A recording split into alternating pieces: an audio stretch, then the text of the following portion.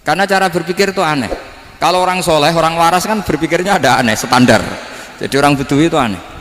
Pernah suatu saat Rasulullah itu khutbah cerita kiamat. Wah, dahsyatnya kiamat kayak apa? Semua orang diam nangis semua. Orang Bedui enggak, lebih cerdas. Ini Nabi itu aneh. Cerita kiamat kalau udah ada tanggalnya ini gimana? Orang nangis semua karena dahsyatnya kiamat kayak gitu. Bumi dihancurkan, wus. Pantas sudah nangis dewi-dewi. Ya ono sing nangis pabrik banyune macam-macam ya. Ini kalau kiamat gimana ini perjalanan air kemasan saya kan orang mikir mikir dewe-dewe gitu. Tapi ini enggak, orang Bedui cara berpikir tuh enggak, malah ya Rasulullah mata sa'ah engkau itu cerita kiamat tapi enggak jelas tanggalnya. Kalau cerita kiamat ya harus jelas dong kapannya. Jadi unik. Jadi cara berpikir sahabat kaget semua loh, kaget karena gak kepikiran. Nabi a'radu anhu, a'radu itu mengabaikan. Banyak sahabat yang menganalisis lam yasma kan. Nabi memang gak dengar sehingga mengabaikan. Ada yang analisis lagi sami'a wa kariha, sebenarnya Nabi dengar itu gak berkenan karena tengah-tengahnya khutbah kok tanya. Tapi si Arabi ini cerdas, masuk akal kan. Misalnya mau pilihan presiden, orang mesti tanya kapan kan gitu. Ya kan, mau ganti presiden atau ganti bupati, takarannya orang kan kapan. Kayak Mas Akom jadi wali ndak, pertanyaannya kan kapan. Kalau jatuhnya kan sudah ya. Sehingga tanya mata sa'ah ya Rasulullah. Lama-lama Nabi diangen-angen, bener juga orang ini, saya cerita kiamat kok nggak jelas kapannya. Ini Nabi menjawab. Tapi karena Nabi orang-orang yang sangat pinter, tanya balik, ma'atat talaha. Lalu kalau kamu berani tanya kiamat kapan, saya tanya balik, ya persiapan kamu apa? Jawabnya santai saja. Fa wallah ma'atatulaha kabira sholatin wala siyamin walakinni uhibbuka ya Rasulullah. Saya enggak menyediakan apa-apa, sholat saya biasa aja, maksudnya standar. Ya kira-kira 5 waktu pas. Ya jenis saya lah kira-kira gitu. Wala kabira siyamin, dan saya puasa ya standar saja pas. Walakinni uhibbuka ya Rasulullah. Tetapi saya mencintai engkau ya Rasulullah. Jawabannya Nabi apa? Almar'u ma'aman ahabba. Sebagian riwayat anta ma'aman ahbabta. Jadi hadis itu populer tuh barokahnya wong desa tadi. Andai kan dia punya etika, maka sowan dulu tanya 4 mata. Itu jadi hadis ahadi. Tapi barokahnya dia selonong di depan umum. Zaman Nabi khutbah itu jadi hadis mutawatir. Jadi kadang barang baik itu barokahnya orang yang enggak baik. Maksudnya su'ul adab. Tanya gitu kan su'ul. Tapi itu barokah. Akhirnya hadis itu mutawatir karena didengar ribuan sahabat yang mendengarkan khutbahnya Rasulullah. Tapi kalau hadis itu satu-satu kan khossoni bidzalika Rasulullah, khossoni bidzalika Rasul, itu nanti jadi hadis ahadi yang kualitasnya jauh di bawah hadis mutawatir. Jadi barokahnya orang su'ul adab itu ya ada. Karena Allah yang mendesain ini. Akhirnya kata sahabat, kata Anas bin Malik, mereka itu mangkelnya bukan main sama Arabi tadi karena tanya nggak sopan sama Rasulullah. Tapi setelah Nabi jawab almar'u ma'aman ahabba fama farihu bisyai'in farohahum bidzalika badal. Mereka tidak pernah senang dengan hadisnya Nabi sesenang riwayat almar'u ma'aman ahabba. Barokahnya Arabi Bedui. Makanya saya sebagai kiai ini Bedui saya tak pertahankan ila yaumil qiyamah.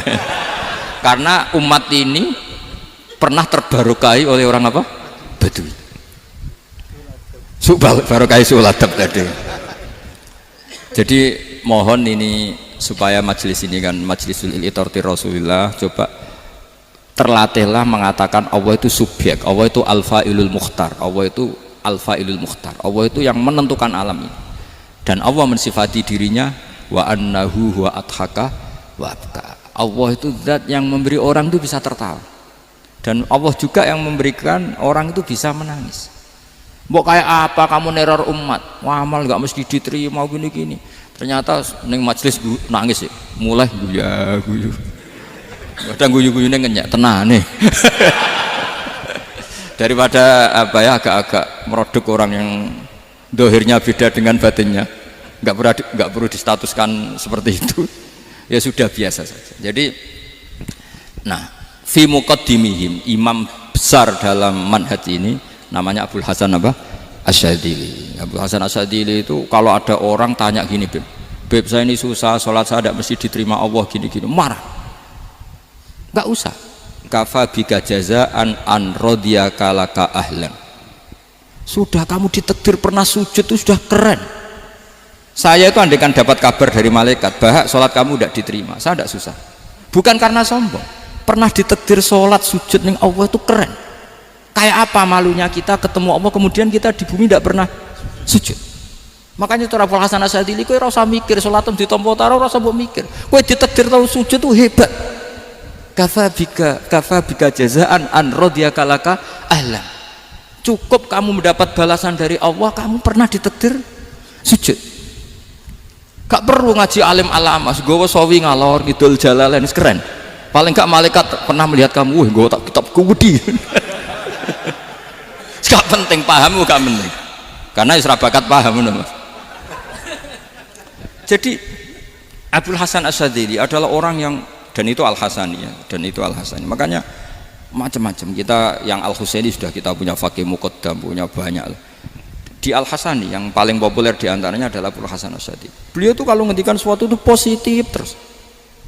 Termasuk itu ketika ada orang resah sholat saya diterima ndak, kata beliau wes sing sempurna ditakdir tahu sujud.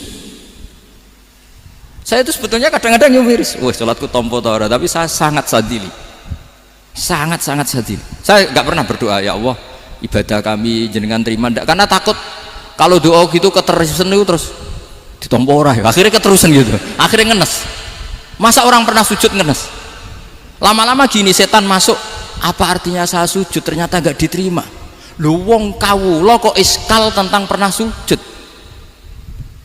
Itu kan ibarat gini, kamu ngasih uang sama orang tua kamu, misalnya Habib Soleh ngasih uang Habib Ali, terus apa artinya tak kasih kemudian beliau tidak terima kasih, itu kan lucu. Terima kasih tidak terima kasih, seorang anak ngasih orang tua itu keren. Makanya saya bangga dengan Habib Soleh ketika beliau mengumrohkan Habib Ali, sudah mendaftarkan haji Habib Ali. Gak usah mikir diterima apa enggak, wes keren, itu sudah perilaku yang keren, yang hebat.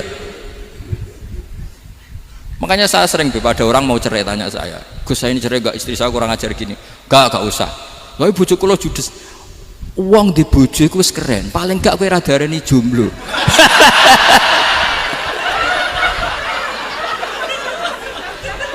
Diarani duda ora enak. Wes luwe sabar di diarani duda mek diarani bojo judes. Enak bojo judes cek gagah. Di bojo lah. Oh iya. Provokator itu. Jadi kafabika jazaan an radiyaka laka ahlan, sudah ditakdir pernah sujud itu sudah keren. Dulu ulama ala hadan nampak. Ulama dulu cara berpikir seperti itu. Makanya ulama dulu kalau nafsiri wasjud waqtarib sudah pernah sujud. Di Quran nggak pernah ada ayat wasjud lan sujudo siro ingkana kada wa kada ingkunta mutayakinan bikobuli sujudi, kan ada sujud ya sujud saja, tidak usah mikir makbul apa tidak makbul. Sudah kalau sujud pasti waqtarib. Terus saya sebenarnya ya sebagai orang ya kadang wedi, sholatku ditompo ta ora. Tapi kalau keterusan nanti ada was-was yang mengatakan opo artine sholat. Lu tuh kan ngeri seorang hamba sing uripe ning bumine Allah kemudian menyoal pernah sholat hanya karena takut gak diterima. Itu kan geblek banget. Nah, saya jenis kiai yang di partai itu. Saya enggak tahu kalau keneng dikom.